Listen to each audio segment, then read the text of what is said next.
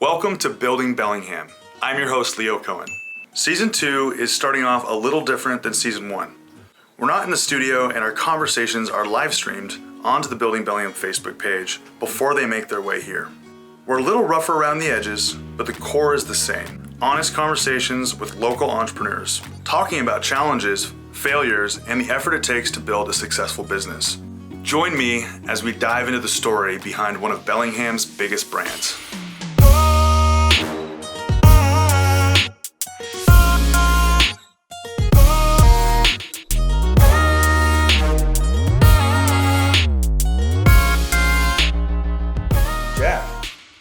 Thank you for joining us today on the Building Bellingham podcast.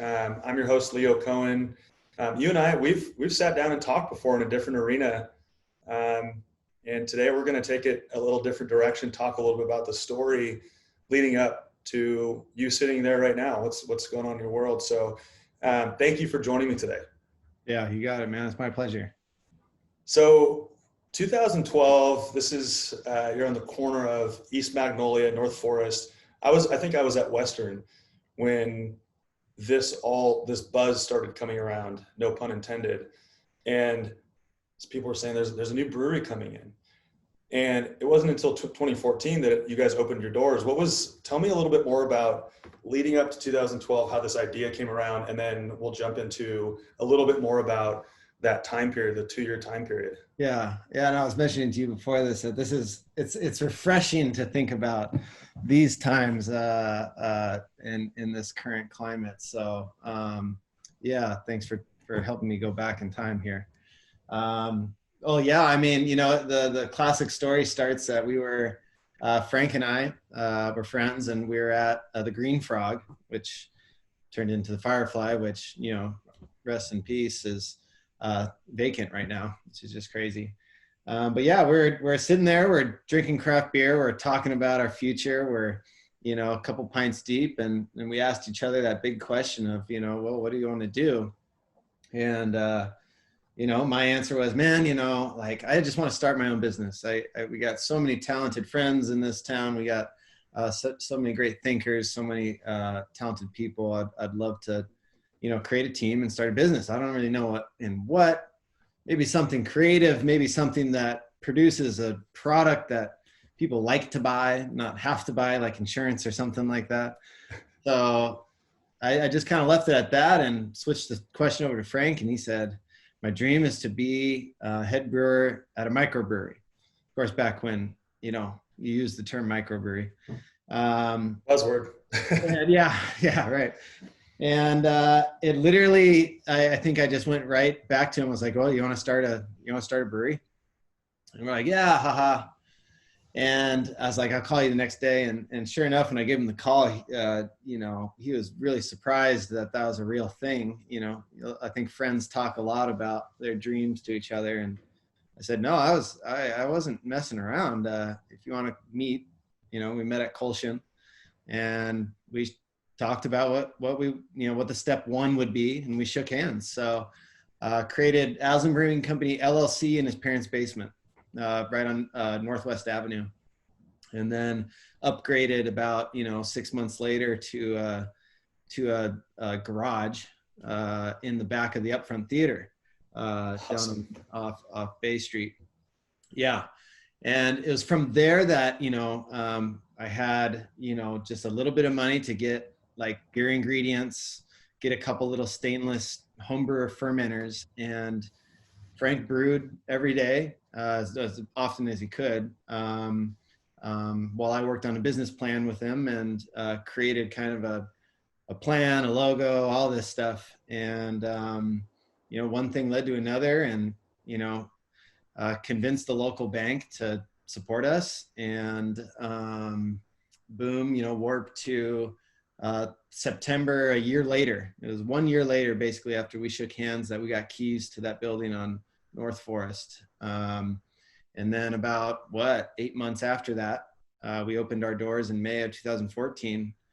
And it has been an absolute whirlwind and roller coaster, and a lot of ups and some downs. And hey, we're still alive today. We got 3 locations now. Our brew pub's still rocking. All of our beers produced at that brewery. We have the depot a block away that stores all of our barrel aging programs. So, we fill barrels up at the brewery and bring them down and age them down in that space. And that's where we have our tap room. And then, of course, we got last year, about 13 months ago, we opened up our spot in the Fremont neighborhood in Seattle, which is just like a tiny shotgun bar that shares a space with Local Tide, which is my best friend from high school's first brick and mortar restaurant, and kind of sharing the building with Evo and Revel and a bunch of cool cats down there. So life's crazy, and we're getting through it now. So that was kind of the warp speed version of how I'm sitting here today, for sure. I'm sure there are a couple more steps in there that you didn't mention, but so tell me about you. Where are you from? How did you meet Frank? And you guys this is one of your close friends, right? So let's work back a little bit from that handshake after the conversation that you thought was just a dreamer conversation that turned into a real, no, let's do this conversation. How did you meet Frank?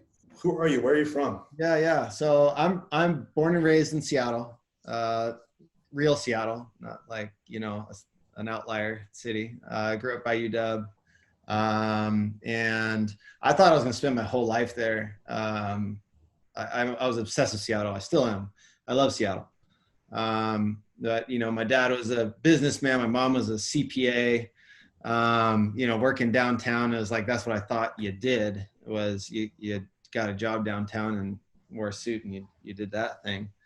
Went to school in Claremont, California, studied economics and psychology, fled LA. Came back to here with a job lined up in Microsoft, and I quit before my first day. I lasted about 6 days in Seattle before I went to Bellingham, and I went to Bellingham to follow a girl. She's now my wife, so I think that was ultimately a good choice. Worth it, yeah. But when I got here, man, it was like this whole shock. I ate fast food. I didn't really care what was in my shampoo. There's this whole change that when I came to Bellingham, you start knowing about this stuff. I started shopping at the co-op. My girlfriend came home from Western at the Huxley School of the Environment and started dumping out all our shampoos that had petrochemicals and all our food that had corn syrup in it and all this stuff. And it was like, no, from here on, we're gonna, vote with our dollar and start buying locally whenever possible, supporting independent shops. And really that culture just came here. So we met like-minded friends, and that's where I met Frank. I was at a house on High Street, amongst all the college students. But I met this group of people that were part of the No Work, No School Club. And this was a very educated, talented group of friends, men and women, who had just graduated college, who couldn't get a job in Bellingham because there just isn't very many jobs here. And yet we were all just kind of playing. So we got to be friends first and kind of trust each other that way. And that's where I got to know Frank and his brother Bo and Pat Haynes, who also contributed to our start as well. And, that night that we were at the Green Frog just came out of nowhere, really. I mean, we didn't really talk about beer before then. We all drank beer. We loved beer. We thought there was this gap. There's this missing element in local craft beer. And, we didn't like the really sweet IPAs, and we didn't like how, much caramel malt was being used in a lot of West Coast brewing. So that kind of started this whole thing. And I think when you find out that you share something like beer with somebody, it brings you pretty close pretty quick. Absolutely, especially if you have multiple, right? Yeah. Mm-hmm. So you had this shift because your whole upbringing was with, very, very similar to me, and I'm from Seattle as well. And one of those things is you see how your parents have done it, and it's not that it's right or wrong, it's just a generational thing. And you had this start at Microsoft, and you had you said 6 days in, and you said, no way. Tell me why. Why was it a no in that moment that wasn't the right? Maybe it wasn't just, maybe it was just Microsoft, or maybe it was that Well, corporate world. I'd be lying if it wasn't the girl that was on my mind. Uh, so, Megan definitely, you know, I was doing this whole, oh, I'll work in Seattle and you'll be up there at school still. And then on weekends we'll shift. And she's like, hell no, I'm not doing. I was like, oh crap. So I'd be lying if that wasn't it. But honestly, when I went to Claremont, which is one of the best economics programs in the nation, and I was really lucky to go there. It's also a very conservative program down there. I mean, my Gov 101 teacher was Professor Yeoman, who's Ronald Reagan's right-hand man, like literally wow, was Ronald Reagan's advisor. And so he taught without looking at a book. He just sat there with his hands behind his back and talked. But what that also breeded in my eyes, and again, you know, I'm not going to get political here, but what it breeded was this sense of, you know, a lot of investment bankers, a lot of, stock, day traders, a lot of people who are money thirsty. And it really put this bad taste in my mouth about what business typically has been and what capitalism really puts into somebody. And, you know, when you find out about companies like Patagonia, you know, when I found out that, about Hopworks, which I started freaking, like, I loved this organic brand or B Corp. I was like, what is this B, you know? And it, like, this whole triple bottom line business came out that, like, okay, I can take this and I can twist this. Like, business is business, but you can use business as a force for good. And so when I was up there and I thought about Microsoft, I thought about climbing the corporate ladder, it just wasn't worth it, especially if that meant I didn't get the girl at the end. So yeah, that was kind of the fleeing decision-making point there. So this is like a pushing point. You go through the process of really checking yourself internally and what's most important to you, your internal compass, and realizing that you do have a passion for business. You like business. Yeah. Everybody needs to make money to survive, and you can thrive too, but there's a way of doing it differently that impacts your local community, your friends, your family, people around the world in a bigger way. And so leading up to this moment, okay, so you chase the girl up here, and yeah, you have this conversation about, you just fleed the corporate, the kind of the typical corporate culture. But what pushed you into saying, okay, I'm going to start a business? How did your mind shift from being like, okay, I don't want to do that, but I do want to do this? And I mean, was it kind of like an ignorance is bliss? Like, I don't know what starting a business is like. No, that's exactly what I was about to start with. Ignorance is absolutely bliss. I sit here today and often I'm really tired, you know, and being an entrepreneur and being an executive of a company that, well, before COVID had over 100 employees, and it's tough, man. And sometimes there are days where, you know, and I can admit this to all my employees, that, like, this is not what I signed up for. It's like, well, this is actually exactly what you signed up for. So yeah, no, I think it was just this idea that it was a one step at a time, manifest destiny. All we wanted to do at the very beginning was to make a beer that we could sell for money. And, you know, we get to drink it as well, probably for free. Like, that was it. Like, that was kind of the basis. Was like, wow, wouldn't it be cool if you got paid for brewing and you got to, like, do something unique and make it look good? And then there started being all these layers, right? Oh man, wouldn't it be cool if we source our ingredients local? Oh, wouldn't it be cool if they're organic? Wouldn't it be cool if we built our revenue surrounding the fact that we're going to be giving it back to the community? You know, what if we reuse the building? What if we, you know, I mean, there's all these things that kind of helped design itself. And quite frankly, at the end of the day, things got out of hand. You know, it was like, as they do. We were growing at, first year we brewed 2,000 barrels. Next year we brewed 4,000 barrels. Next year we brewed 7,000 barrels. It was just like this insane growth that was beautiful. but definitely sets up for times like these as like, whoa, this is going to test something else. So yeah, I'd say ignorance was bliss. Absolutely. But boy, it's fun. It's fun when it's fun. Absolutely. So you realize that there was this control of your own destiny, and you could do it exactly the way you wanted to, even if it's outside of the kind of the historical confines of how businesses are run. It doesn't matter, because you can do it the way that you want to do it. You and Frank can do it the way that you guys want to do it. And that attracted all the right people. And you're talking about, typically if you look at ingredients, or you look at, outsourcing or whatever it may be, it's much less expensive to outsource everything. And I know that's kind of how typically businesses operate, right? A lot of big corporations do it that way. In these moments where, because in the beginning you're putting all your last dollar into it, right? Whether it's bank money, whether it's your own savings, how did you balance that? Like almost like go back internally to your internal compass and say, this is how I operate, and you know what? Even though it costs more money to source, the hops locally, I'm going to do it anyways, and we're just not going to make X amount of dollars right now. We're going to do the right thing and invest in the right thing. How does inside of Jack's brain, how do you balance that? Yeah, I think youth played a lot into it. So I was 23 years old when we made Aslan Brewing Company LLC. So I mean, if you look at, when you're thinking of buying solar panels for your house, that's not a short-term investment.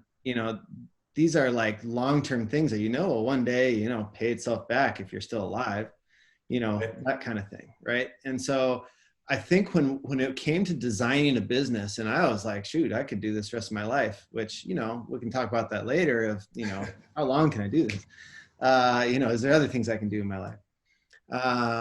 That was a huge thing. So it was like, oh, but you're telling me that in the long run, this will pay itself back. Okay, then let's do it. Oh, you're telling me in the long run, like my goal wasn't to make money in the first 5 years. It wasn't to build this thing to sell it. It was to create this long-term epic like example of how you can run business that is not only, staying open, it's thriving while being able to give back to the people in the community and the planet. So this means that I haven't paid myself in 5 years, which people wonder, and it's like, oh, you can only bleed for so long, but part of that is again this youth. This is what has to be the new age business. I mean, think about it. Like we were looking at people like Boundary and being like, whoa, they're, and Colshan and chucking it and being like, God, they're just so awesome. Like we can't beat them in their own game, in our heads. It was like, we got to create a new form of this kind of business.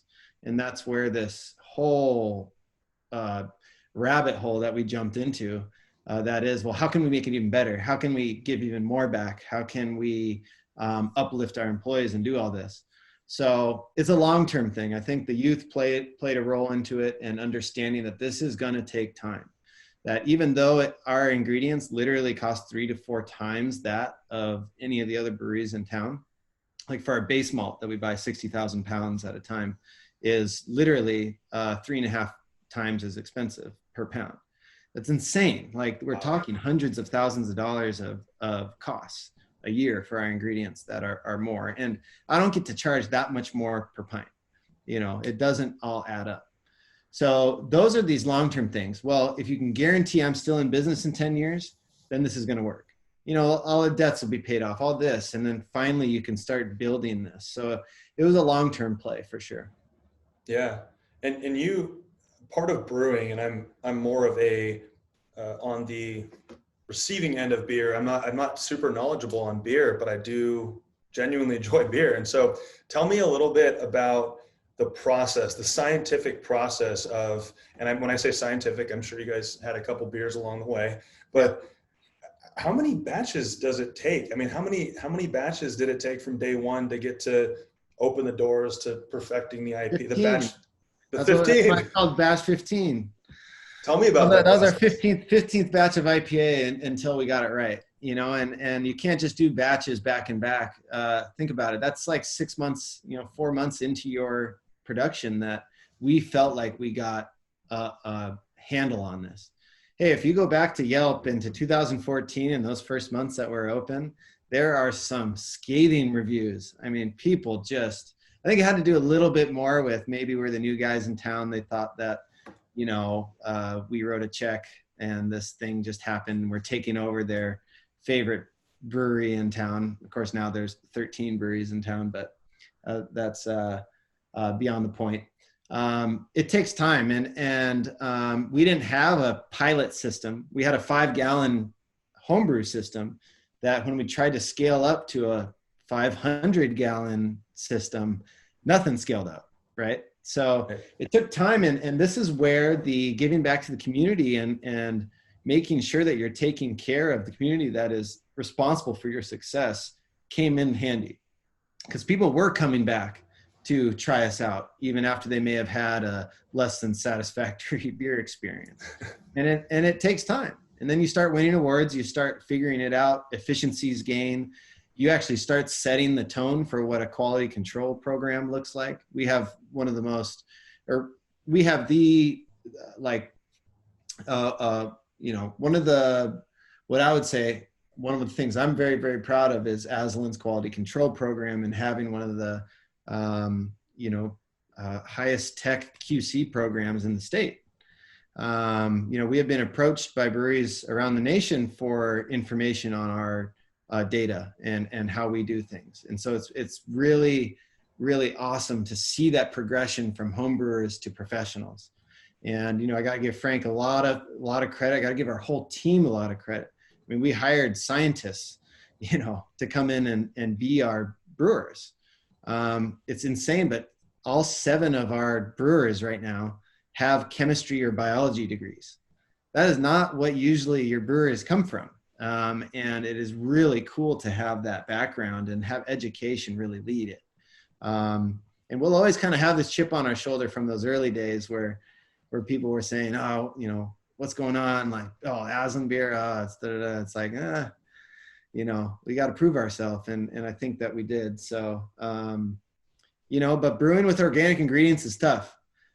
We don't get those sexy hops that everybody gets. You know, we get like 1/10 of the selection of everyone because it has to be certified organic.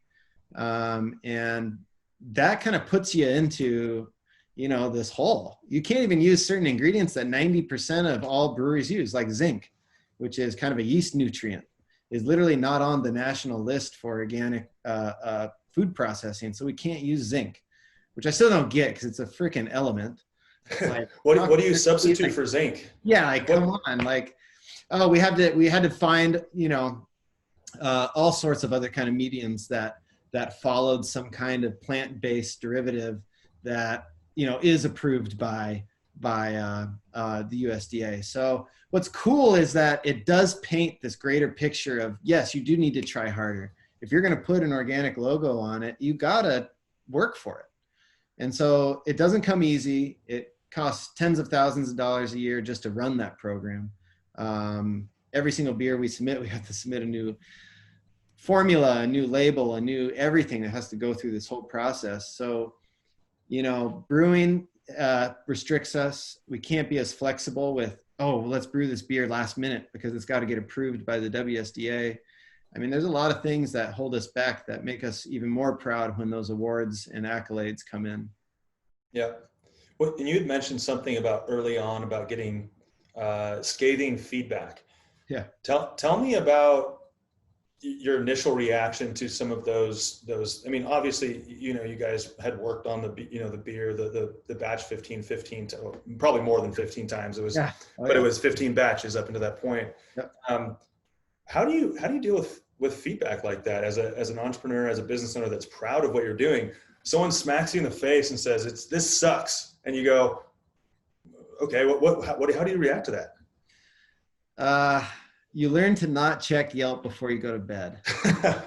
That is the one thing that I always will tell someone who just opens a new spot. Don't check these reviews right before you go to bed, because I've had many sleepless nights because of that. And you know, in our head, we're trying our hardest. We are good people. We are working our asses off. And then it comes to that, and you're just like, dang it, you know, like, wow. Like, and they can still just have no sympathy for anything you do.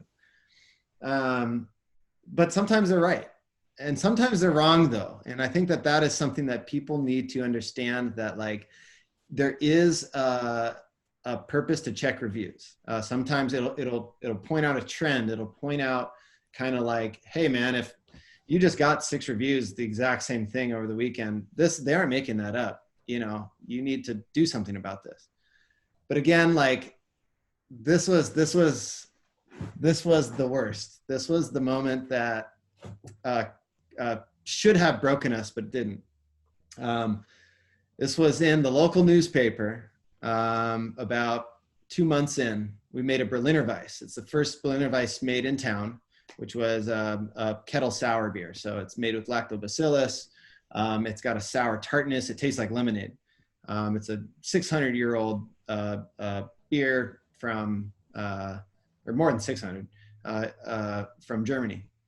So we make this beer, and this beer reviewer, who is also a crime writer, I don't know how he got to be the beer reviewer for this newspaper anyway, comes in, and the next day we get an F on our Disco Lemonade.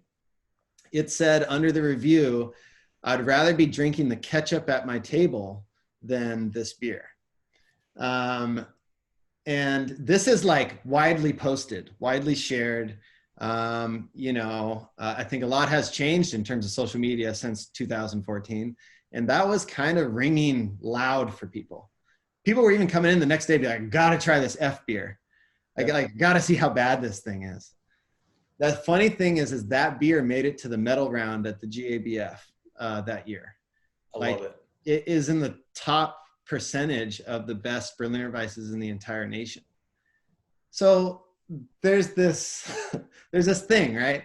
Of like, when you're getting this feedback, you have to put it through a conscious filter in your brain that, okay, well, this might be true, this might not be true.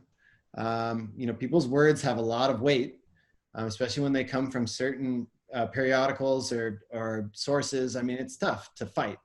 But let me tell you, what we did was we looked at each other in the eye that night. I remember it was bad. Like, we got that news at like 4 p.m. Everybody's leaving, and we were just looking at each other like, but we're like, see you tomorrow. I'll see you tomorrow morning. All right. Yep. I'll be here. Show up, and you just keep banging your head against the wall till this thing breaks through. So it's tough. There's a lot of truths you can get out of it, a lot of lessons. But sometimes, man, you just got to stick to your guns and keep doing what you're doing. Yeah, absolutely. Well, I'm glad you didn't go into ketchup manufacturing, because that would have been a different route that probably wouldn't have landed you where you are right now. And well, okay, so let's go back to kind of when this all started. 2012, you go to the bank. You got institutional financing. I had hair down to my shoulders, and I was in flip-flops and shorts. Yeah. Perfect target, you know. So you go in there. You've got hair down to your shoulders, you got flip-flops on, and you go and you sit down with this local bank or regional bank, and you say, all right, here's what I want to do. And what was that conversation like? How did that unfold? Well, I went to 4 banks. And they're all local, well, you know, generally regional. And of course, won't use any names here. The first one I went to, I mean, the guy was just smiling behind the desk. I mean, I had a 64-page business plan. I had every question, every map, every demographic, every projection, every mock-up, everything. I even had little samples of beer that I came with from Frank. And, you know, the first one, I remember this guy's just smiling, like hands crossed, rocking back and forth. And it was almost one of those things, you know, pat me on the head, like, oh, that's cute. Like, oh, have you seen, you know, like Restaurant Impossible, how all the restaurants mess up, you know? Like, okay, go on. It's like, whoa, dude, like this guy just totally dismissed me. And maybe it was on me for looking like a deadhead or something like that. But, you know, that was one experience. The other experience was just someone who was listening, but was like, abso-freaking-lutely not. There is enough breweries in town. There's 3, man. Like, all this stuff. And then there is, one who's kind of came back to me and was fine. But there was one, and he was so awesome. And he was really listening. And he was a local guy. He lived in Sunnyland neighborhood. He got it. He understood what kind of momentum can be put behind a local business and what can be put behind like a sustainable business in this town. And how Bellingham is this perfect thoroughfare between 2 massive metropolitan cities that also care about the values of that Bellingham cares about. There was a void, and proving to him that, cities like Bend, Oregon, or Asheville, North Carolina, they each had over 20 breweries in each spot. Bend being smaller than, and Asheville being just slightly larger than Bellingham. The exact same demographic, the exact same access to the outdoors. I mean, there's all this stuff that this guy just got, and he understood. So, of course, I asked for enough to buy the building and all the stuff, and he's like, okay, we got to start over. I mean, I can give you enough to buy your stainless stuff, because if you mess up, that stainless is worth almost as much as it was when you bought it. So like, at least I can do that, but I can give you enough for that. So, so it was great. And it took a lot to show him, to have him build trust behind a 24-year-old at that point. I'm actually still in touch. He's not my banker still, and he's shifted banks, but I'm still every once in a while touch base and was like, remember, you did this. Like, I needed this, So I got an SBA loan. It has since been converted and kind of paid off and whatnot. Still with a local bank that I love. Shout out to Savvy Bank. Got a shout out to Savvy Bank. They are so rad. They have saved us as well. So anyway, I guess the lesson here is stick local. These small banks are true banking relationships. My dad was like, that's how banking relationships used to be back in the day. They trust you, and maybe the numbers didn't fully check all the boxes, but they're like, actually, this guy or gal has their stuff in order. So that has actually proven to be true still today. So you got denied, and then you just kept pushing forward because the vision was so clear. That first one was another local bank, and it just wasn't the right guy. Maybe he was having a bad day, or maybe, I don't know. So I won't always hold it against that establishment, but absolutely, it was just like, no, like, it's not even, I'll talk to someone else. It was, and he let me talk for 2 hours. As you can tell, I'm a talker. So, I was just kind of like, really, man, you could have just, said you're not doing breweries right now or something. So, yeah. So that gets you to the point of getting the stainless, which is all the brewing equipment. And then tell me about that timeline between when you guys actually found the space to building out the space to doors opening. What was that experience like for you? This was arguably the craziest part of the whole beginning story is how we got this building. So it was Signs Plus. It was a signs manufacturing building, and you don't really need that operation to be in such a prime retail location, and they knew that. So they were looking at larger buildings down Marine Drive and had actually secured a spot. So timing is also just like part of this whole factor, by the way, is timing. The fact that all this stuff just fell into place is a lot of timing. So, Signs Plus was kind of moving out. Their building owner was really wanting someone to buy the building and not lease it again. And I was like, crap, okay, I need to buy this building, now. And actually got into a purchase and sale agreement because they were like, hey, we need to get this done by next September. This is that spring. And it's like, I got to get this done. And so I was kind of doing this purchase and sale agreement. The bank hadn't yet said, you can't get that $1.5 million loan. I mean, we're not going to give that to you. And it was like this, oh crap moment. The purchase and sale agreement, we had already put a non-refundable 10 grand down on. I mean, it was this whole thing of like manifest destiny. So I had literally 7 days until that purchase and sale agreement ran out, or excuse me, the 10,000 was due in 7 days. And I had 7 days to find someone to get it, or else I was kind of screwed. And it was wild. We were having this little tasting in our little garage. Like we built up a stock of 8 beers, and it was over like ski to sea weekend. And we opened our doors. I'm sure this is fine with the LCB talking about something 6 years ago. But it was a private event. It was just our friends that showed up. And suddenly, you know, this woman shows up, and I, you know, pour her a ginger rye. I mean, we were making ginger rye back in the day. It was actually the one beer that I designed. I was like, I want a ginger rye beer. And she's like, I don't like beer. What should I drink? And I was like, you should try this. And then she goes, here you go. And we had a tip jar, of course. And she gave me $100 bill. And I was like, whoa, like, absolutely not. You know, this, just take it. It's all good. And she's like, no, I'm so-and-so. I'm that person, you know, that I think can buy this building that I heard that you need someone to buy. Wow. I was like, and what happened was, it was about 40 minutes of us talking in the corner, her having 3 ginger eyes, and she's not a beer drinker, but she was like, this like doesn't taste like beer to me. And this is awesome. Like, I love this. This is the kind of stuff you guys want to do.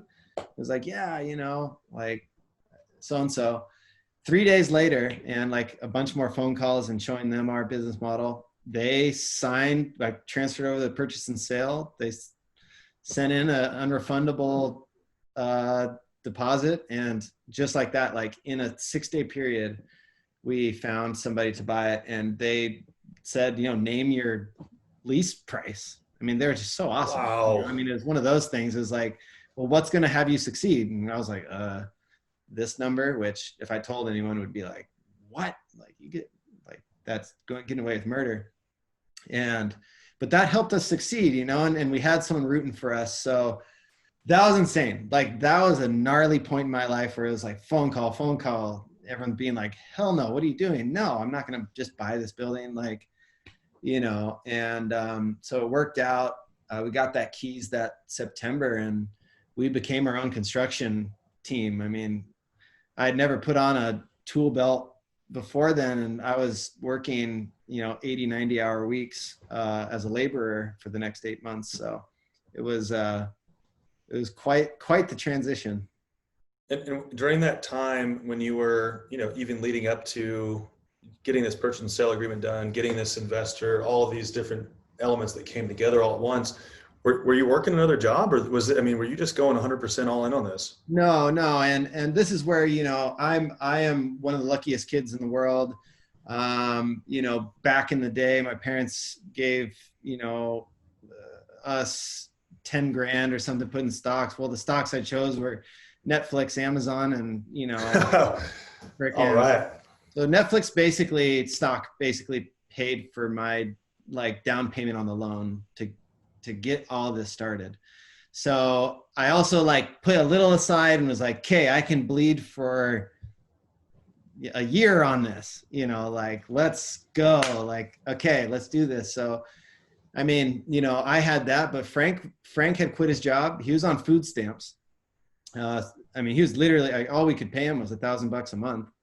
And, you know, and even that was kind of stretching it. Pat as well was helping at that point full-time too. He had quit his job and was on food stamps. I mean, they'd go to Papa John's and get a grab and go, and then go to the co-op and get veggies and put it on the pizza. Like, I'd watch this all the time and be like, nutrients. Oh. So it was a gnarly little transition. I'm absolutely broke still, but I have this wonderful asset, of course. But yeah, I mean, you know, my bank account's about the same as it was when after I spent everything to start this. So it's been really interesting, you know, and it's an interesting, like, also like perspective of success, you know, because, you know, some people maybe think that now I have all this money and all this stuff, and I'm like, no, I got some awesome assets, absolutely, no doubt. But no, when you're running a triple bottom line business, I mean, you're proud to run payroll. and to Yep. continue to just pay people. Like, that's it, you know, to not have to have extreme like credit debt and all this stuff. I mean, that's a win to me. Absolutely. And let's talk a little bit more about that model, because I think, for me, it's something that I've seen happen, but did not know that there was a name for it. And I very much admire it. And that's how we try to run our business here. But tell me a little bit more about how that works and why it's so important to you about, treating your community well, treating your staff. I mean, how important is it? How important are the people that work for you?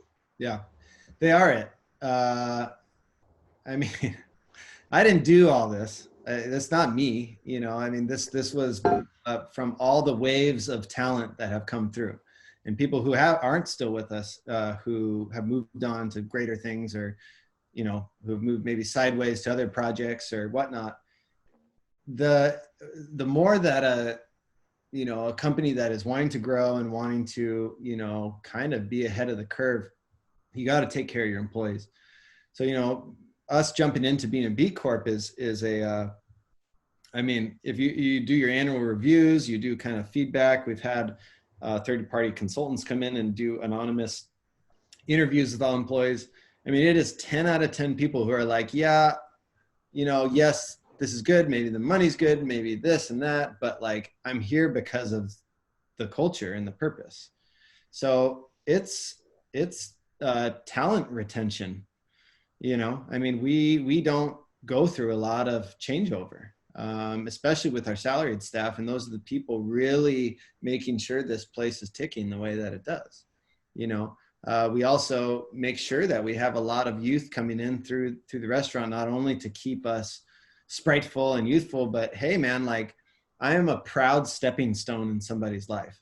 And when a business recognizes that and not trying to stranglehold or put a ball and chain on someone, and to say, no, you can use our business as a launch pad for your next step in life, the more we can do that and have that mentality, the happier the people are in here. I mean, they are very comfortable coming to me, asking me while they're still employed for letters of recommendation. And I'm like, hell yeah, you go get that, gig. And the cool thing is it opens up for another position for people.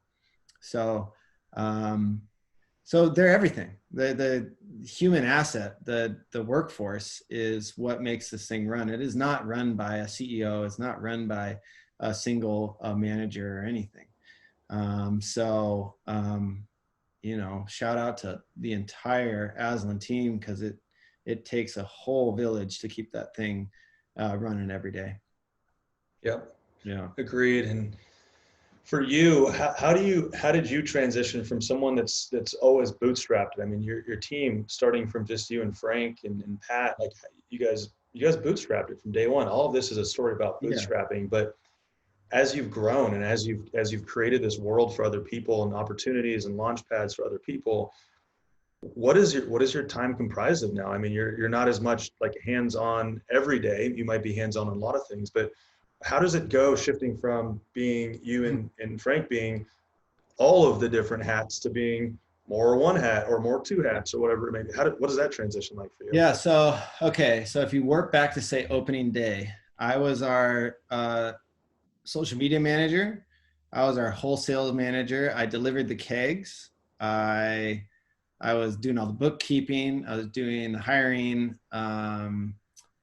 I was running dishes a lot. It was indeed what you're describing as just like, hey, let's get by today. Let's survive today. I'll show up tomorrow and do it again. I remember Pat didn't not show up to work and work a 10-hour day for the first 3 weeks. I remember one day he showed up and he looked like a zombie. He looked dead. Like, it didn't look like he had a heartbeat, and we had to just send him home. And he didn't, I was like, dude, you can't be like, you got to stop. So, I mean, today I still do the books. I'm still accounts receivable, accounts payable. It's very important for me. I mean, I'm one of the only people who know that I balance my QuickBooks and reconcile my statements every single day. So I have my finger on the pulse of what kind of quick reaction decisions in terms of our investment, in terms of our moves that we can make, we can be there. You know, I'm involved in a lot of the larger planning meetings and strategy meetings. But to be honest, the last 2 years have been a very purposeful move out of the way type thing. A lot of our employees just were hitting ceilings. They can do a lot more. They're smarter than us in a lot of ways. They're better at doing what we do in a lot of ways. And I think that moment of, you know, as you say, you're asking about the transition, you have to let go. And you have to understand that someone may not do something that is irreversible that you would have done differently. You know, you got to just be okay with that. As long as the building doesn't burn down and someone doesn't die, you know, you can probably bounce back from it. So that mentality has really been put into place. And actually, you know, especially in the last 8 months, Bo and Frank have both transitioned out of daily operations. So the coolest thing is we've got to now promote our lead brewer, Austin Umbanetti Hutton, who's been worked for us for 5.5 years, to head brewer. This is the dream job, you know, and he's hit the ceiling. And, you know, when, you know, Frank himself is saying, hey man, like, I see that you're not even able to do as good as you can because I'm here. Bo is the same way, where, you know, his sales team was having a lot of hands being held and saying, you know, I got this, you know, oh, I'll figure it out if a problem comes up. And now it's really on this team that can come together and make those decisions. And I've done the same in the marketing, where I've let that go off my chest. I don't even go to, you know, I'm not part of marketing meetings. We have a administrative meeting where marketing presents what they're coming up with that week, every week. But, you know, it's those things you just gotta let go. And so it is about this greater strategy. Of course, then something is always going to come up and say, no, you don't get to, not so fast, Jack. Like, you know, COVID hit and it was like, wow, okay, let's basically redesign this entire business. Let's reinvest. Let's divest. let's do a lot of changes. And so now sitting here, I mean, fall and winter is just so brutal, normally anyway. And now it's just like so brutal that it's requiring a lot of my time to make sure that the lights stay on.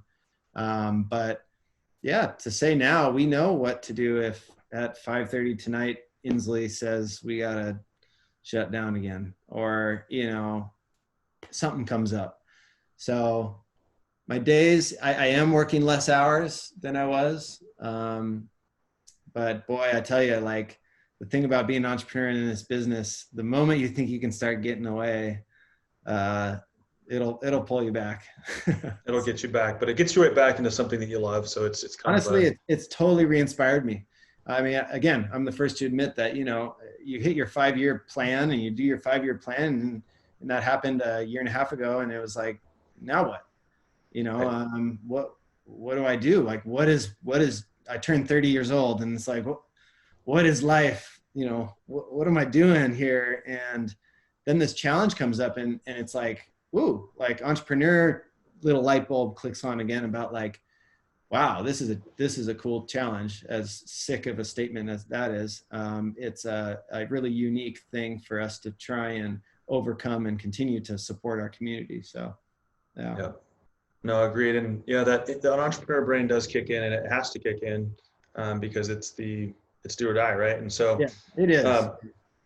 One of the things that I've always been fascinated about with your brand, I am, Leo is, you know, Leo the lion kind of thing going on here, but your branding is so on point. And I know your designer. I've asked multiple people at the depot, just love the designer's work. How did you?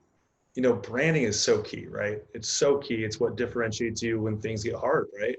Mm-hmm. And it's not about when things are good and there's 50 breweries and everything is good, anyone can do it, whatever it is. It's when things get hard and they say, you know what, today I'm going to go to Aslan, and their brain just says, this is where I'm going. This is why I associate this positive thing with your brand. Tell me a little bit more about the vision of your brand and the origin of your brand. How did that start? How did it grow into this lion? Yeah, well, just I wouldn't be able to start this conversation without shouting out our graphic designer, Austin Martin, who is just the best in the industry, in my opinion. And he, from day one, taught me about true branding guidelines, like the strictness of branding, like, never produce a public facing thing without this typeface. Never let someone invert the colors on the hophead, else it turns into a different animal, which actually, if you take our logo and you switch the colors, it does. It looks like a monkey instead of a lion, which is kind of crazy. Wow. There's all these things that you start learning, but what it came down to was, when we decided to do an organic brewery, I grew up in Seattle, and PCC is our like organic food store, right? Mm-hmm. I was just right at the bottom of the hill where I lived. And, when you walked in, just like everything was so underwhelming. Like, the cereal didn't have the cool mazes on the back, and the fruit snacks never like looked as like fun. And, everything just kind of had this like really granola, for lack of a better word, muted vibe to it. So from day one, I mean, I also, I love things that look good. I love fashion in many ways, though I wear the same pants and shirt pretty much every single day. Me too. Your secret's safe with me. Me too. Yeah. It was really important for me to change this vibe of what an organic or health-based brand can be. And I'm sorry, like going to the co-op in Bellingham in 2012 versus 2020 now, and seeing all the different brands, go down to the chip aisle, go down to the beverage aisle. It is like, it's night and day. I mean, people have realized that just because it's organic doesn't mean that it has to have, really crappy branding. Like, it can be really sexy, and it can be really clean. It can look like a awesome, like enterprise level business. This is why people, we've heard, oh, Aslan, yeah, you guys have this huge marketing branding budget. And it's like, no, we don't. We just stuck to it from day one of, sticking to this one foolproof way of branding. And the fact that we've been lucky enough since 2012, having the exact same person as our graphic designer. He happens to be the best of the best. So it's like, we're very lucky in that way. The timing worked out. So to me, it's the purpose was to make organic sexy again, bring, sexy back for organic, if it was ever there in the first place. So I think that we did just that, and a lot of people say, why didn't you push organic more on your branding? Why don't, a lot of people didn't know that our beer is organic, and why isn't it just blasted, and the term greenwashing always came to mind of like, I didn't want anyone to buy our product because it was organic. I wanted them to buy it, really enjoy it, be satisfied with it, maybe buy it again. And then on the third time you buy it, you go, holy crap, this thing is organic. That's insane. Yep. That to me has a longer lasting thing, because you're buying it because you actually like it, not just because it's good for the world, So I've been challenged on this a billion times. And actually just this year, we started a new campaign, a Drink Organic Beer campaign. And we are hanging our hat on that, because you know what? We bust our butts to make organic beer. So I do think it's about time to, really push and remind people, hey man, this is an organic product. Seattle people, our beer is $13.99 on that shelf because it's an organic product. That's a high quality product. So, how you can support a cost like that, make it good, make it look good. Quality, of course, is a whole nother, subject, but, on the topic of branding, the first sip everybody takes is with their eyes, right? And so, when you walk into the space, when you walk into our tap rooms, we've made sure everything looks dialed and sexy, and there's plants everywhere, like my house, same goes with the can. The moment someone is walking down that aisle and they're like, that, I want that. I already like that beer. So it's wild. You'd like to think that this industry should be solely based off quality. And I'd like to think my purchasing power really does lie behind that. But it is fun to have a little wiggle of excitement with this awesome can that also tastes. Cans are awesome. Yeah. So, yeah. So how do you stay rooted in authenticity? I mean, authenticity is, I mean, you obviously you start with authenticity, and that's how the business grew. And then you get this, that your world just, grows and dramatically increases. And then all of a sudden you have a lot of these probably roads to steer away. Like you can go down, this is me. And then this is like whatever the other way is, which is like maybe what you're talking about with starting by blasting out organic at the start. How did you decide to just, like, in those moments, again, just like be patient and say, this is me, this is what I'm trying to convey to our consumer? How did you react in those moments? How did you keep staying the course? Yeah. I think, again, it's this idea of longevity. It's this idea of also confidence that you don't need to, rub in people's faces. My favorite athletes are those that aren't talking smack when they win, and they just walk off and you're like, God, you're good, and that's really cool. And I say that, and we have the flashiest brand, like we love making bright colors and really bold statements and stuff like that.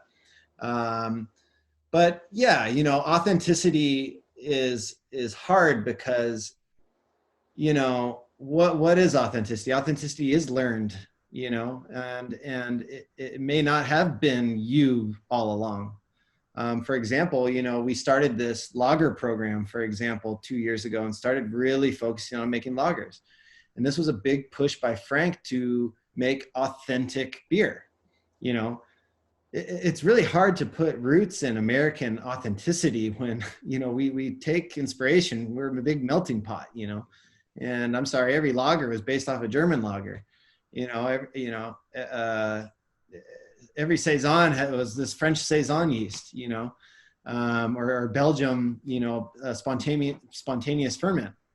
So for us to be authentic as well is really like almost an oxymoron, right? So you almost have to admit that from the start. So, we don't say we make a Pilsner, we make a Pilsner style lager. You make a Kolsch style ale, and so I think admitting that is part of the process, and that makes you authentic. That makes you your transparency really clean. I mean, in this day and age of the age of information, people can find out dirt and find out where you're getting your stuff and everything. So you might as well make all your dirt as clean as possible, right? Yep. Like transparency is huge. So that's a huge thing, is like, we knew that if we subtly place this organic in enough spots, right on you get to our website, it's there. It's not necessarily in the restaurant, but when on the menu, it's subtly there. People are going to stumble and find it and really appreciate that you're not smacking them over the head with it. It is right. It's just there. It's a fact about you. And I don't think facts need to be bragged about as much as others. Marketing professors and advertising people are just like strangling me right now, being like, no. How are people going to know then? And I think that, again, it's still debatable. I mean, shoot, I'm starting a campaign this year that is based around telling people to drink organic beer. So, But you didn't start with doing the Aslan organic depot. It's not exactly. Yeah. That would have been they would have loved you for that, but you would have not felt like you were on your path there. And I'm really curious about this trio dynamic, having two other business partners. Each one of you is unique, and you probably appreciate each other for each other's unique talents and skills, and appreciate where you have shortcomings as a business person, whatever it may be. How does it operate to have two other business partners? Do you butt heads? When you butt heads, how do you solve those problems? Well, it's probably more of an obvious question, but tell me more about that dynamic and how important that is. So it's funny because Bo and Frank are brothers, so there's a whole other dynamic there. So they grew up with each other, and I mean, they literally fought and beat each other up their whole lives. I had two brothers as well. And we didn't like actually wrestle and like hit each other, but like, I mean, there's these things that, Bo and Frank are just hilarious, but you found that that's got them through a lot of situations. I mean, quite frankly, and this may be a weird thing to say, but if every workplace made it okay every once in a while to have two people wrestle, I mean, I think it would actually like solve some issues. You're like, did you get it out? Are you done now? Okay, great. So you're both human, and this is what, we're both trying to figure this out. Okay. So what it did though, talking about the multiple business partners, it's hard. It's harder. Now that Bo and Frank have stepped away from daily operations, it is arguably easier for me as an executive to do my job, because now it's just my word, but here's the deal is I'm trying to uplift and elevate everybody, employees who are not owners in the company, to feel like they have that kind of investment. And that's a tough thing because, they're not, they wouldn't lose or gain anything if, the business went under or anything like that, other than their jobs. It's not like they would have to owe all these debts that I owe, so in many ways it's easier. What's harder about kind of being solo at this point is that the trio always uplifted each other, right? So like on average, if you go around the world and you poll people, I mean, probably on average, 1 out of 4 people are kind of bumming out every day. Like that's the way I've kind of seen it. I mean, the world's life is hard, and it brings people down. And what having multiple other people is like, it always seemed that if somebody was down, at least one of the other two were like popping into the room being like, all right, boys, like, how are we doing today? Da, da, da. And you're just like, oh, wow. Like, thanks. I can't go on like this today with you Yeah, acting like dude, that. I can't do this. You're right. Yeah. Like everything's fine, So I think that kind of camaraderie and that kind of brotherhood helped us specifically. It also created a lot of hurt, where communication was lacking. You can't tell everyone everything and how your brain works, and certain things get through certain other people and people get hurt. So, it also was extremely difficult.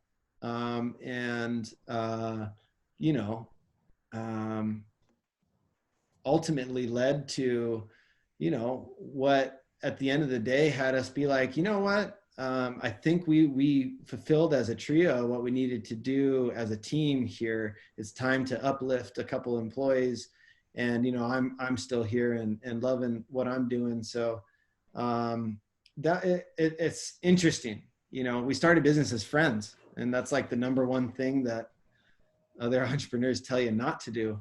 And I can see why, because even in their exits, you're like, there's this feeling, am I supposed to be mad at you right now? It's like, wait, no, like, I love you, Yeah. I want you to go do other things. Frank right now, not to jinx anything, knock on wood, but got accepted to be a head brewer in a brewery in Paris. His lifelong dream to go brew in Europe, and like, it is extremely emotional to me, because like that opportunity would not have come up, like applying for a head brewer job and then getting accepted, it's insane. Wouldn't have happened without what we went through. Right. So like, this is okay. And it's, again, circling this back to this conversation about, it's okay that Aslan isn't the end all be all. It's okay to be a launch pad for people's lives and success. And that mentality keeps Aslan fresh. And that's why I think we'll always be relevant. That's why I don't think we're going to get dated. That's why I think that, this fresh ideas, fresh blood doesn't cause stagnancy. I think having me at the top of this business forever is a bad idea. I think having anyone at the top of any business is a bad idea, maybe other than a couple insane CEOs out there that just continue to kill it. But I don't think that's me, at this point I love what I do. I love the people I work with. I love the challenge, despite how messed up this challenge is. I'm in, but am I going to be doing this the rest of my life? I shouldn't be. And that's my belief. I don't think I should, whether I want to or not. So you being solo now, what's your constant? What is the recharge point for you to say I can come back every day? I mean, I know you mountain bike. Yeah. What are the things that you like to do that recharge you and bring you back to your full energy at the business? Yeah. I mean, I have a small group of friends that I have kept, my COVID group, whatever you call it, your group that you are kind of have been seeing, for the only group you've been seeing for the last 6 months, and their support, even on Zoom, and you and I were talking about how kind of sick of it. It's like, there is that other side that we've actually established more communication than we ever have through FaceTime, digital FaceTime. So I think my immediate community is my mental haven. I also go to therapy once a week, and I think, and I'm really proud of that. I think everybody should go to therapy. No matter what kind of support system you have, no matter if your wife is always there to listen to you, they shouldn't bear the full responsibility of listening to you, of digesting your feelings and digesting your energy. It's massive what therapy has done for me, to the point of inspiring me eventually someday to become a therapist and go back to school and get my master's in psychology and figure out how to have that become part of my life. And when that'll happen, who knows? I can do that at any point, really. So, but yeah, staying active is huge. I played college football and I gotta get my body moving. So, I've been mountain biking like crazy. I go for runs. I go swimming a lot.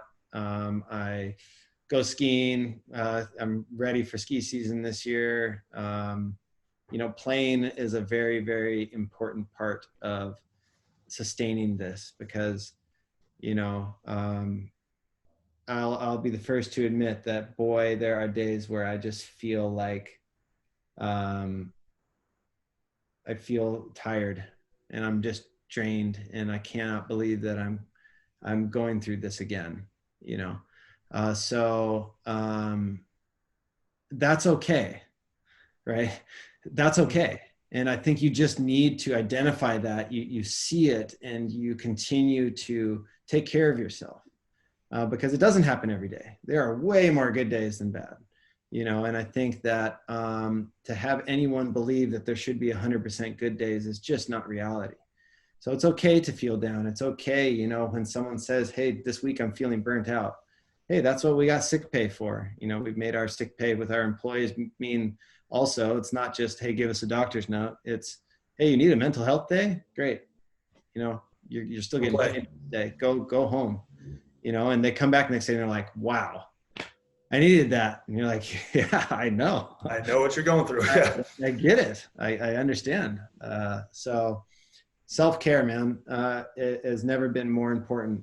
I read a lot of books about self-care and about reincarnation, about souls, about all this stuff to try and make me okay with the pains of life.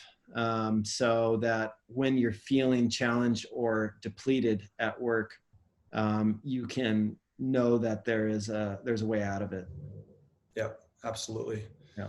Well, all of that is so important. The recharge, as a business owner, as an employee, as a human being, no matter who you are, the recharge is incredibly important. Mm-hmm. Thanks for sharing that. And as far as the future goes, I know you talked about some of your future plans. Let's say the next 3 to 5 years. What are some exciting things that you're excited about, if you don't mind sharing, with Aslan, the depot, and the Seattle location? Yeah.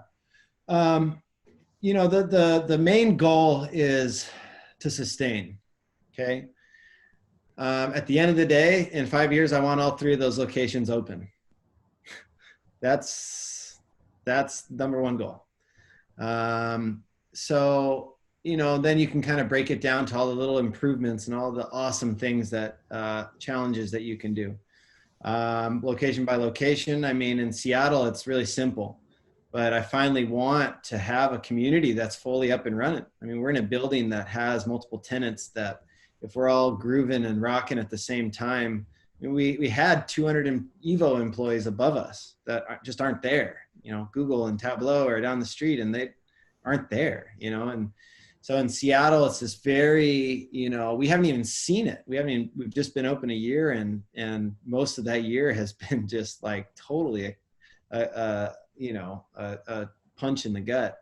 So in Seattle, it's just about kind of engaging more with that community. I really want to make sure that, you know, even being based out of Bellingham, that we are giving back to that community and sustaining that way. So, you know, in Seattle, it is what it is. It's a tiny bar, but I think that in terms of creating more collaborations, more opportunities for our employees down there to like, you know, we started doing the Queen Anne Farmers Market, which was really rad and was a total hit. I mean, those kind of things, pop-ups throughout Seattle, like how can we service that city that has supported us for years? I mean, Seattle buys a lot of beer from us and we are alive because of them. So, you know, and the depot is this endless opportunity location. I mean, if you don't know, like that big building with the mural that's in our beer garden is So cool. It's the coolest thing. And it is such a rad building that we are this close to putting a little commercial kitchen in there with an event space up front. And we're about to do our own food program down there, do all these little like classes and like a full rentable long table that you can do. I mean, we had all these ideas. So, you know, that's an event space. You know, we had 3 weddings we're supposed to do this summer at the depot. Wow. And they all got canceled and pushed back or just canceled forever. So, you know, the depot is going to be a venue someday, and Bellingham needs more venues. And that's going to be a huge goal of mine is one, establishing depot as a more accessible place for the average person. You know, we've removed all the Persian rugs and leather couches and stuff because I think it was scaring a lot of people away. Once you're sitting in there, you're like, this is awesome. But you're like, am I supposed to be wearing a suit and tie in here? And you're like, oh crap, you know, we're in Bellingham. So we started serving hams and Rainier and bottle and stuff to show people, hey, it's okay to lots of leather bound books and smelled of rich mahogany. Yeah. Oh yeah. So you can still do that. And so we're going to make that, that's kind of a project to do more communal tables and a lot of fun stuff there. But the depot has the most opportunity. And, you know, there's a lot of little improvements at the brew pub that we can do, but there's something about the charm of that place that I don't want to change. I really like the communal tables. I love just the size in general, that it's big and beefy, but not too big. And, you know, in terms of our production and our goals, it's like, you know, this is what's been really fun is, you know, it's always been, you know, Frank matched with me and Bo and figuring out how to, you know, continue to create this program. It's now in Austin's hands and his brewers and his team. And it's really cool seeing what directions they're talking about. As part of the 2021 production meeting, that was a 4-hour meeting that, you know, we only got through half the year, and it's really fun to see. So this is the point where it's like letting go, and you're handing off a lot of stuff to say, well, I don't know what that is going to turn into, but what I do have faith in is that they have their ear on the pulse. They are the pulse, in my opinion. They are the fresh blood. They are the relevancy in our industry. So, you know, I'm just excited to see that role. You know, again, someday I'm going to be the old fart, and I'm not going to know what the hell I'm talking about. You know, I think there's always people like, you know, Ken Grossman from Sierra Nevada that I'm always just going to like jaw on the floor. Like, how'd you just continue? What did you just say to me? Yeah. Yeah. How did you just continue to be awesome? Like, as you just get older and older, like, this is so tight. Like, you're awesome. So yeah. And personally, you know, I don't know.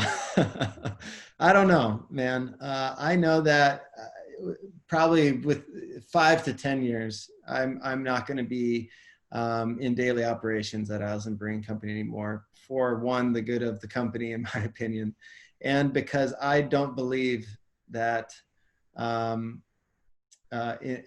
me, I'm not like my dad who can work the same job for 30 years.